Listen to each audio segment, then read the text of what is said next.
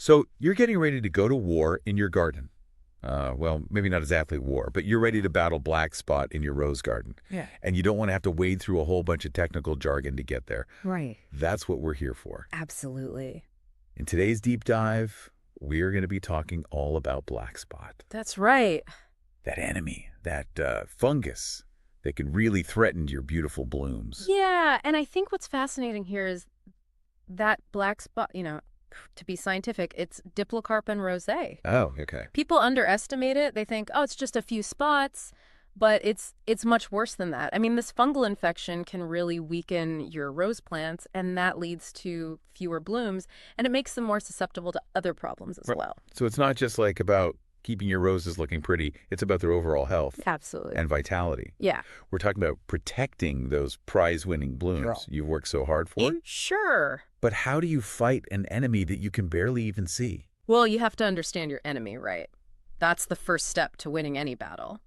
And in this case, this fungus spreads through spores, and those are like tiny little microscopic seeds, I guess you could think of them as, and rain or even just irrigation can splash these spores onto your rose plants, and then given the right conditions, they germinate and start to infect. And those right conditions, are those pretty common? Yeah. Are we talking about temperatures between 59 and 80 degrees? Yeah, something like that. Fahrenheit? Yeah, And a good amount of humidity. exactly. That sounds like a typical growing season for a lot of them. It does, and that's why early detection is absolutely crucial. The All sooner right. you spot it, the easier it is to control, and you can really minimize the damage that's done.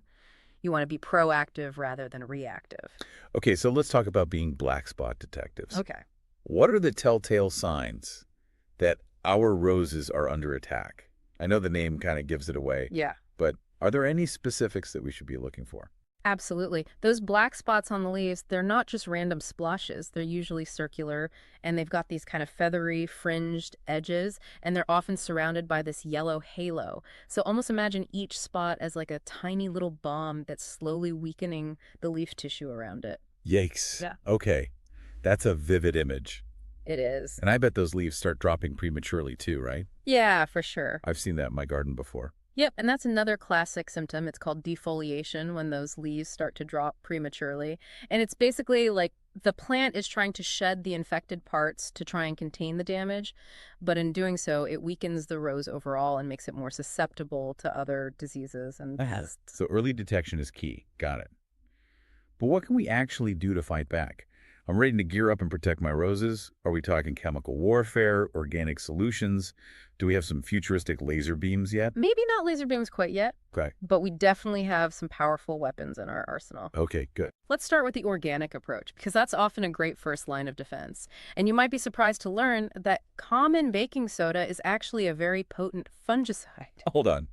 Baking soda, Yeah. as in the stuff that's in my pantry. Exactly. Hold on. Yep. And it disrupts the fungal cell walls. So basically, it kills those pesky spores. Wow, okay.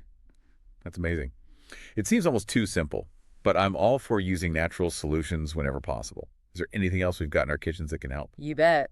Neem oil, extracted from the neem tree. That's another great natural fungicide. It works by disrupting the fungus's life cycle, preventing those spores from germinating and spreading. And believe it or not, even diluted milk spray can be effective against black spot. Milk spray. Now that's intriguing. Yeah. I'm picturing myself out there with a spray bottle of skim milk, valiantly defending my roses. I have to ask, how does that even work? Well, it's thought that the proteins in milk create an unfavorable environment for the fungus to thrive. It's a little bit of a folk remedy, but a lot of gardeners swear by it. Plus, it's a great way to use up that milk that's about to expire. Okay, so we've got baking soda, neem oil, and milk. A whole arsenal of natural defenses. But what if we're dealing with a really stubborn case of black spot? Is there a time where we need to bring out the big guns, so to speak? There definitely are times when chemical controls might be necessary, especially if you're dealing with a very severe infection or if you have a very large rose garden. So fungicides containing ingredients like chlorothalonil or myclobutanol or propiconazole can be very effective. However, it's important to use them judiciously and always follow the instructions carefully to protect yourself and the environment. It's all about finding that balance, Exactly. protecting our roses without causing any unintended harm. Now, speaking of finding that balance, I'm really curious to hear more about Pharmanaut. And how technology is changing the game when it comes to managing black spot. You mentioned satellites earlier. Are we really talking about fighting fungus from space? We are. Imagine this. Pharmanaut satellites can actually detect really subtle changes in the color of your rose leaves, and this indicates stress at the cellular level. Wow. So it could be a sign that there's a black spot infection brewing even before you see any spots with your naked eye? That's incredible. It's like having an early warning system for your roses, It is. alerting you to a potential problem before it even becomes visible. But how does a satellite, millions of miles away, detect such tiny changes in leaf color? Well, that's where the magic of artificial intelligence comes in. Okay. Pharmanaut's AI algorithms analyze the satellite images, and they're looking for specific spectral signatures that correspond to plant stress, including the stress caused by fungal infections like black spot. So it's like having this superpower magnifying glass. It sounds like something straight out of a sci-fi movie. It kind of is. So we've got these satellites. They're acting as our eyes in the sky, constantly monitoring our roses for signs of stress. But what happens once that AI detects a potential problem? Does it send us an alert, or does it take things a step further? It does both. So you'll receive an alert on your phone or your computer letting you know that, hey, there might be an issue in your rose garden and you should probably go take a closer look. But Pharmanaut goes beyond just sending alerts based on that satellite data. The AI can also provide personalized advice on how to manage the situation. And it takes into account things like your location, the type of roses you have, the current weather conditions, even historical data to recommend the most effective course of action. It's like having a personal rose doctor in space. It is. This level of personalized insight is incredible. I can see how this kind of technology could really completely transform the way we care for our roses, Yeah. taking out a lot of that guesswork and helping us to be much more proactive and targeted in our approach. Absolutely. Yeah. It does. It really does. Yeah. And you think about how we used to do things. We used to rely on visual inspections, and that meant that a lot of times we didn't even notice the black spot until the damage was already done. Right, right. But the system allows us to be so much more proactive. We can get ahead of the curve. We can start intervening before those black spots even have a chance to appear. So we're not just reacting to a problem, we're actually preventing it in the first place. Yeah. And it's not just about the timing either, it's about accuracy, right? I mean, even the most experienced gardener can miss those early signs of black spot, especially if they have, a big garden. Absolutely. Human error is always a factor. But this AI, it doesn't get tired, doesn't get distracted. It's analyzing massive amounts of data, looking for those subtle patterns that could indicate a problem. And because it's constantly monitoring your garden, it can detect changes over time. And that gives you this much more comprehensive picture of your rose's health. It's like having a 247 security system for your roses. Yeah. Only instead of guarding against intruders, it's guarding against disease. Exactly. And let's not forget about coverage. I mean, walking through a large garden, inspecting every single leaf, it takes a lot of time and effort. Especially if you have like a really big garden or you're a commercial grower. I mean, this technology can monitor huge areas quickly and efficiently. So it's ideal for large scale cultivation. Yeah. Think about all the time and resources that could be saved by using this kind of technology. It's a game changer for both home gardeners and professionals. Now, I'm curious, has Pharmanaut observed any interesting trends in black spot management? Are there any particular strategies that seem to be super effective? One of the things that we've noticed is that integrated pest management strategies tend to be very successful. Okay. And that involves combining different cultural practices like, making sure you have proper planting techniques, using good sanitation, and then combining that with targeted treatments, whether they're organic or chemical. So it's about working smarter, not harder. Exactly. It's about understanding that there's not just one single solution. It's about using a variety of techniques to create this kind of multi-layered defense system for your roses. A multi-layered defense system. Okay. And has Pharmanaut noticed anything else? Are there any other observations about effective black spot management? You know what else we've noticed? Growers who have chosen resistant rose varieties and have made sure that their plants have proper spacing, they tend to see a significant reduction in black spot. Yeah, that makes sense. Yeah. I mean, resistant varieties, they're naturally better equipped to fight off the fungus, and proper spacing allows for better air circulation, which makes it harder for those spores to spread. Exactly. It's like you're giving your roses the best possible environment to thrive in. Yeah, and so even though we're talking about all these high-tech solutions, let's not forget the power of just simple organic methods. Right. I mean, when applied consistently, they've shown real promise in keeping black spot at bay while maintaining that ecological balance that we all strive for. Yeah. It's about working with nature, not against it. I love that approach. It's Yeah. not about trying to eradicate every single spore. It's about creating a healthy ecosystem where those roses can flourish.